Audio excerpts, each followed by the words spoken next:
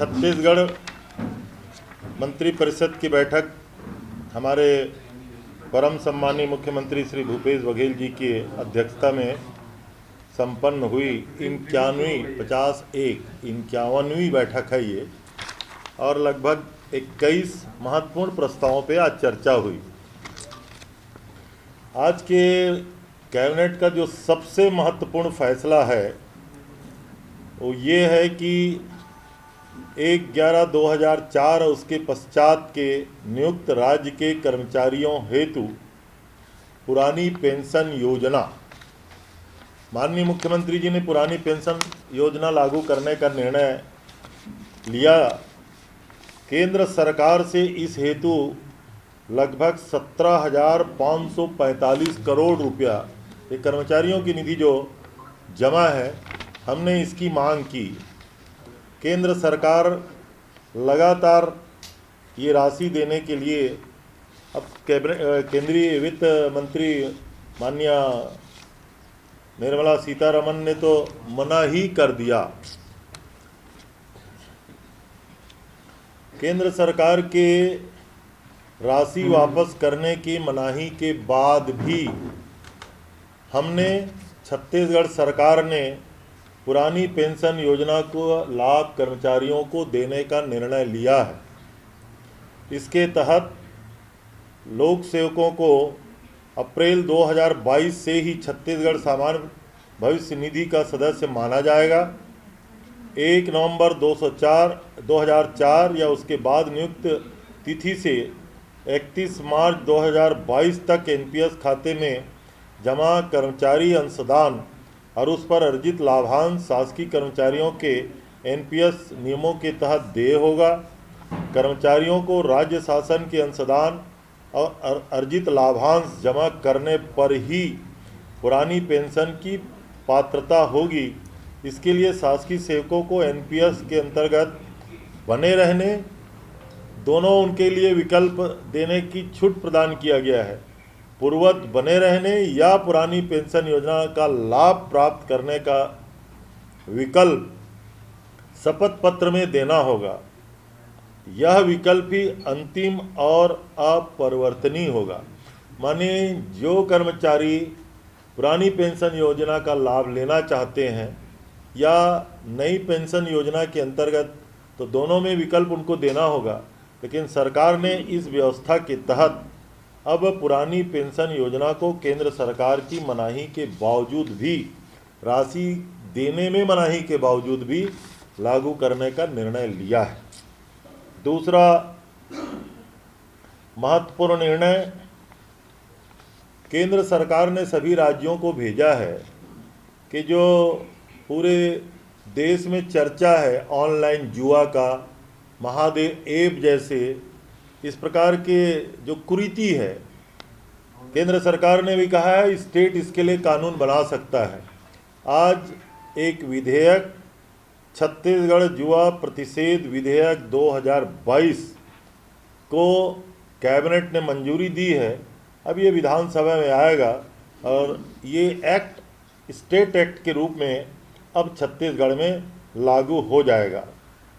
तीसरा सबसे महत्वपूर्ण निर्णय ये है कि शाला भवनों के मरम्मत की विशेष योजना, जिसके लिए एस्टिमेट किया गया है लगभग 780 करोड़ रुपया, हमारे पास बजट में 500 करोड़ की उपलब्धता है। इसके अतिरिक्त जो राशि इसमें लगनी है उसको मंजूरी देते हुए कार्य की एजेंसी आरईएस के माध्यम से कराने का और जिले में कलेक्टर को नोडल बनाया गया है। इस राशि से प्रदेश के सारे स्कूल भवन जो जीर्ण शीर्ण हो गए हैं उसका संधारण किया जाएगा। अन्य जो महत्वपूर्ण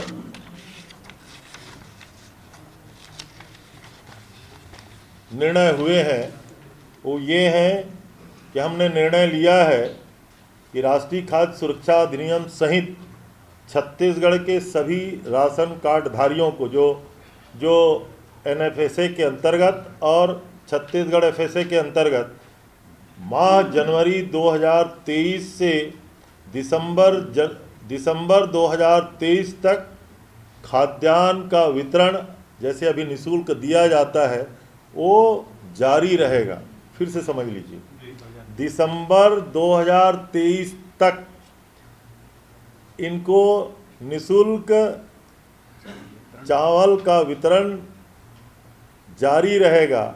इसमें लगभग 52 और 11 कितना हुआ, 63 लाख राशन कार्डधारी हैं जिनको निःशुल्क खाद्यान्न का वितरण होता है। ये अब हम बढ़ा करके पूरे प्रदेश में दिसंबर 2023 तक जारी रखेंगे। इसके अलावा बहुत और निर्णय हुए हैं। रायपुर जो नवा रायपुर हम लोगों ने जो बनाया हुआ है उसमें क्षेत्रफल श्रेणी के आधार पर जो भूखंडों की लीज प्रीमियम है दादी पूर्व निर्धारित है, लेकिन हम लोग देख रहे हैं कि वहाँ उठाव नहीं हो पा रहा है रेट और इंटरेस्ट ज़्यादा होने के कारण। आज हम लोग निर्णय लिए हैं कि निर्णय लेने के 90 दिन के भीतर अगर वो राशि पूरी अदा करेंगे तो ब्याज की राशि 25% और सरचार्ज में पूरी छूट देंगे, और जो 90 दिन के भीतर आंशिक जमा करेंगे उसको अलग अलग श्रेणी में छूट देने का निर्णय लिया है। इससे नवा राजधानी में उठाव होगा। एक अन्य निर्णय में अनधिकृत विकास का नियमितीकरण, ये पार्किंग जो अनधिकृत का यूज़ कर रहे थे उस पर पिछले बार हमने निर्णय लिया था कि जो वायलेशन 50% तक किए हैं उसको नियमित किए थे। अब इसको बढ़ा करके 75% तक के भी वायलेशन को हमने नियमितीकरण के दायरे में लिया है। एक और सबसे महत्वपूर्ण निर्णय ये हुआ है कि छत्तीसगढ़ में हमने दुर्ग के चंदूलाल चंद्राकर स्मृति चिकित्सा महाविद्यालय का अधिग्रहण किया है। उसके परिसंपत्तियों के मूल्यांकन के संबंध में जो विधेयक पारित हुआ है, मूल्यांकन से दुगने तक की राशि देय होगा, ऐसा विधेयक में पारित पिछले विधेयक पारित प्रस्ताव में। तो टोटल जो मूल्यांकन अभी आया है वो लगभग 130 करोड़ के आसपास, जिसमें वाहन और जो उपकरण हैं उसको शामिल नहीं किया गया है, उसको दान माना गया है। वाहन और उपकरण के सिवाय टोटल जो मूल्यांकन 130 करोड़ रुपया, दुगने तक की राशि विधेयक के में दे ऐसा माना गया है। लेकिन आज कैबिनेट ने फैसला लिया है 1.15 यानी 1.5 गुना भी नहीं ना, 1.15 के वृद्धि करके उनको राशि देय होगी। आज मंत्रिपरिषद ने इसको पारित किया है। एक बहुत महत्वपूर्ण और निर्णय हुआ है, जो जुडिशियल इंक्वायरी भीमा मंडावी माननीय विधायक जी की मृत्यु हुई थी, तो उसका जो रिपोर्ट आया है उसको हम लोगों ने मंजूरी दी है, वो विधानसभा के पटल में रखा जाएगा। इसके अलावा बहुत महत्वपूर्ण निर्णय ये हुआ है कि आने वाला वर्ष मिलेट मिशन का पूरे देश में लागू किया जा रहा है। चैनल में आप लोगों ने देखा है कि पार्लियामेंट में भी प्रधानमंत्री जी इसको प्रमोट करने के लिए मिलेट्स का यूज़ कर रहे हैं। छत्तीसगढ़ में यूं ही पहले से हम लोग मिलेट मिशन लागू किए हुए हैं। छत्तीसगढ़ पहला राज्य है जहां हमने कोदो का और कुटकी का समर्थन मूल्य घोषित करके खरीदी भी कर रहे हैं। 52,000 क्विंटल मिलेट्स की खरीदी छत्तीसगढ़ सरकार कर चुकी है। अब चूँकि अगला वर्ष पूरा इसके प्रमोशन का वर्ष रहेगा, तो सभी विभागों को मिलेट्स की यूज़ को बढ़ाने के लिए एक नीतिगत निर्णय लिया गया है। उसमें जवाबदेही तय किया गया है। एक प्रस्ताव ये किया गया है, जैसे पीडीएस चलाते हैं आदरणीय, इनके यहाँ भी मिलेट्स का यूज़ किया जाए। जैसे रेडी टू ईट चलता है महिला बाल विकास में, वहाँ उसका कैसे यूज़ किया जाए। और तो टूरिज़्म डिपार्टमेंट में जो बड़े बड़े होटल वगैरह चलते हैं, वहाँ मिलेट्स का उपयोग कैसे किया जाए। तो कुल मिला के ये आशा है कि मिलेट्स का उपयोग ज़्यादा से ज़्यादा बढ़े, ताकि छत्तीसगढ़ में ये इसका उत्पादन जो लगातार बढ़ रहा है, 52,000 क्विंटल तो हम खरीदी कर चुके हैं। 3 योजनाओं का विभिन्न विभागों को जवाबदेही तय किया गया है। परिवहन विभाग के 2 छोटे छोटे प्रस्ताव थे।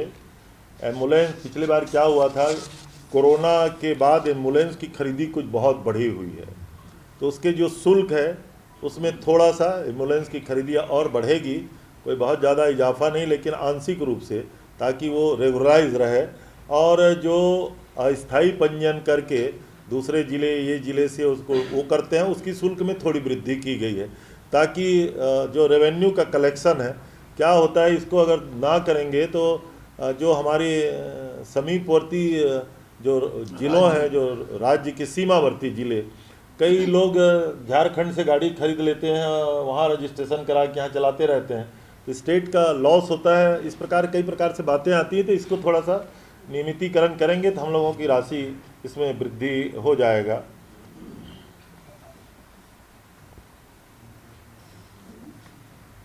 नगरीय प्रशासन का बताओगे क्या? एक नगरीय प्रशासन में महत्वपूर्ण निर्णय लिया गया है। जो कॉलोनाइजर से हम लोग 25% EWS और LIG के लिए ज़मीन लेते थे, मध्य प्रदेश ने इसको संशोधन किया है।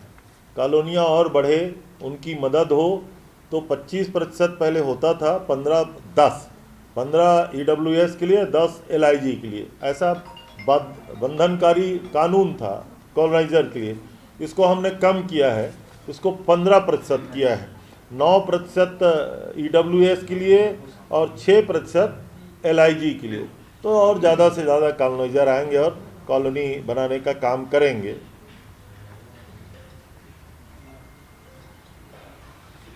ये 2 प्रस्ताव है, एक तो नगर पंचायतों का है, एक नगर निगमों का है, नगर पालिकाओं का है।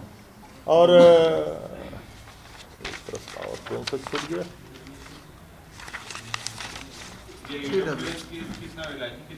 EWS के लिए 9 और LIG के लिए 6।